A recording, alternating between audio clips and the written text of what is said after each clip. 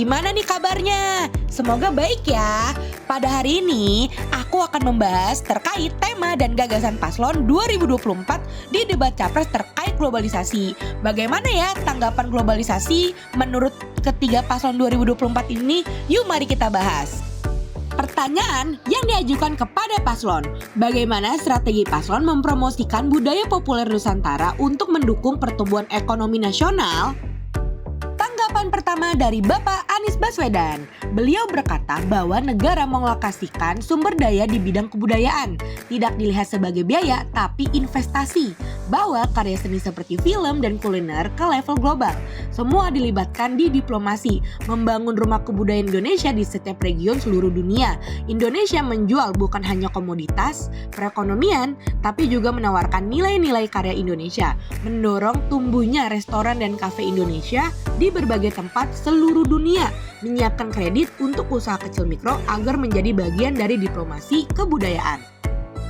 Tanggapan kedua dari Bapak Prabowo Subianto, bahwa negara yang perlu berperan, tapi kuncinya kita harus mempunyai dana yang cukup, sovereign wealth fund, laba yang cukup, perlu ada neraca perdagangan yang positif, dan ini hanya bisa dilakukan dengan hilirisasi yang baik, dengan penghematan, efisiensi, penerimaan pajak yang baik dan efisien.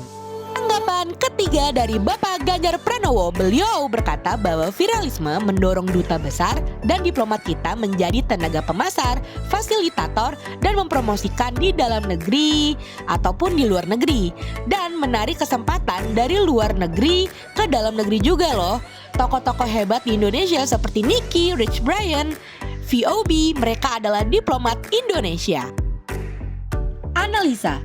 Secara umum, ketiga tanggapan paslon tersebut menunjukkan bahwa mereka memiliki komitmen untuk mempromosikan budaya populer Nusantara, namun masing-masing paslon memiliki pendekatan yang berbeda-beda. Bapak Anies Baswedan menekankan pentingnya peran negara dalam mendukung promosi budaya populer Nusantara secara komprehensif. Ia menggarisbawahi pentingnya peran diplomasi kebudayaan, pengembangan infrastruktur kebudayaan, dan dukungan bagi pelaku budaya populer Nusantara.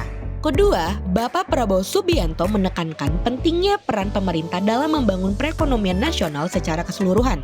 Ia berpendapat bahwa pertumbuhan ekonomi yang kuat akan menjadi fondasi yang kokoh bagi pengembangan budaya populer Nusantara. Ketiga, Bapak Ganjar Pranowo menekankan pentingnya peran masyarakat dan media sosial dalam mempromosikan budaya populer Nusantara.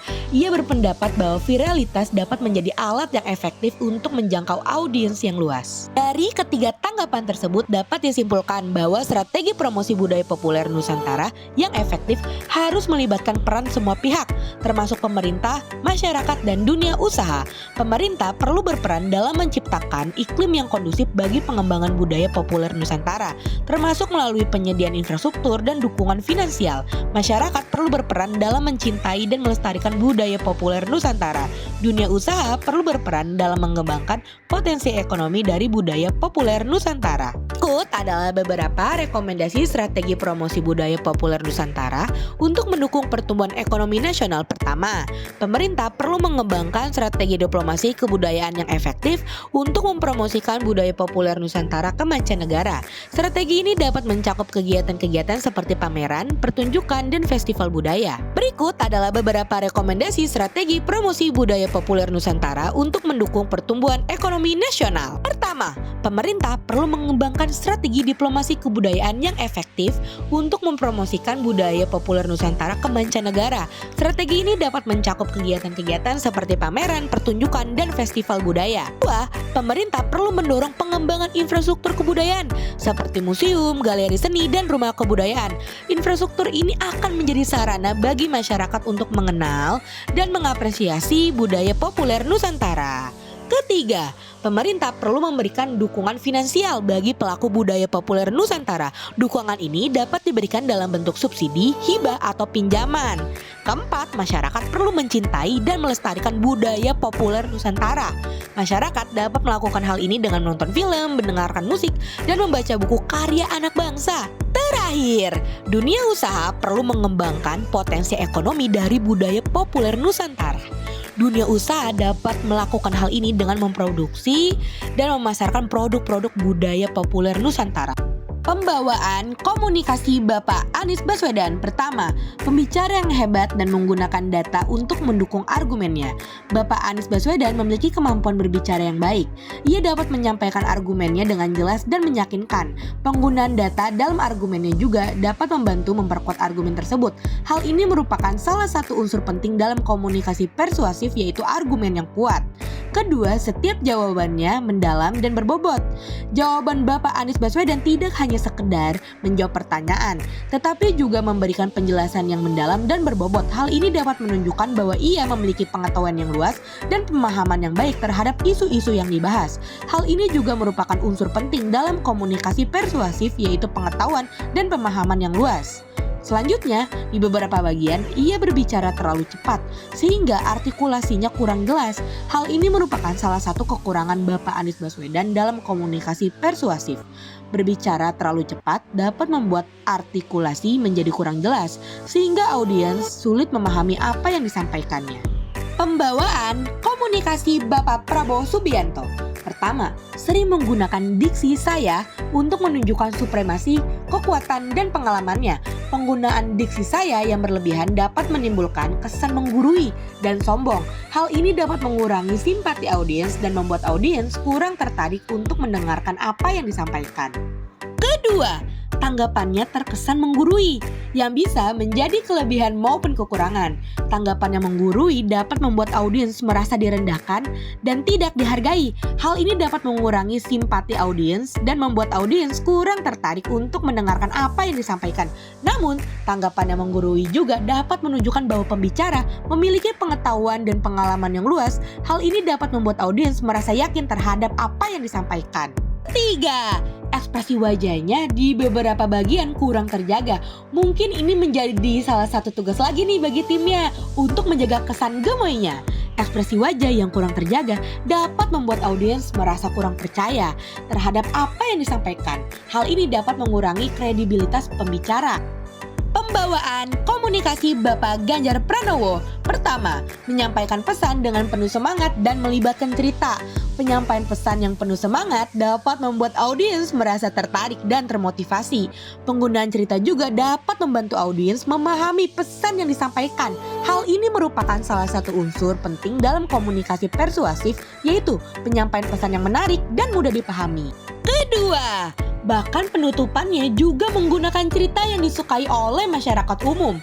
Penutupan yang menarik dapat meninggalkan kesan yang baik di hati audiens. Penggunaan cerita yang disukai oleh masyarakat umum dapat membantu audiens mengingat pesan yang disampaikan. Ketiga, gestur tangannya yang paling bagus ditambah dengan mimik wajah yang ekspresif membuatnya menjadi pembicara yang hebat. Gestur tangan dan mimik wajah yang ekspresif dapat membantu pembicara menyampaikan pesannya dengan lebih jelas dan meyakinkan. Hal ini merupakan salah satu unsur penting dalam komunikasi persuasif, yaitu komunikasi nonverbal yang efektif. Secara keseluruhan, ketiga paslon memiliki kelebihan dan kekurangan masing-masing dalam komunikasi persuasif. Bapak Anies Baswedan memiliki kemampuan berbicara yang baik, tetapi perlu memperhatikan kecepatan bicaranya. Bapak Prabowo Subianto memiliki pengetahuan dan pengalaman yang luas, tetapi perlu mengurangi penggunaan diksi saya dan memperhatikan ekspresi wajahnya. Terakhir, Bapak Ganjar Pranowo memiliki penyampaian pesan yang menarik dan mudah dipahami, serta komunikasi nonverbal yang efektif.